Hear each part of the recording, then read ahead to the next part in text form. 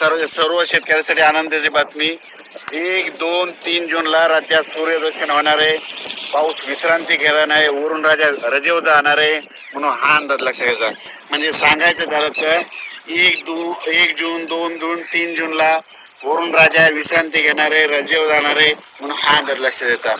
माझी सर्व शेतकऱ्याला विनंती आहे की 1, 2, 3 जूनच्या नंतर ऊन पाडल्याच्या नंतर तुम्ही काय करा, तुम्ही संपूर्ण शेताची कामे आटपून घ्या. कारण की त्यावेळेस उघाड पडणार आहे. नंतर परत 5-6 जूनच्या नंतर थोडं तुरळक कुठेतरी पाऊस चालू राहील.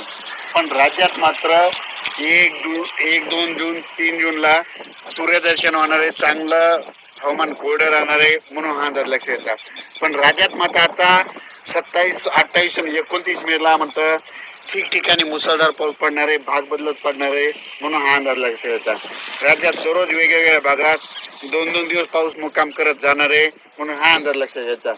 पण राज्यात मात्र 30 मे पर्यंत असंच पावसाचं वातावरण राहणार आहे म्हणून हा अंदाज लक्षात यायचा. अचानक वातावरण बदल झाला तर लगेच एक मेसेज दिला जाईल.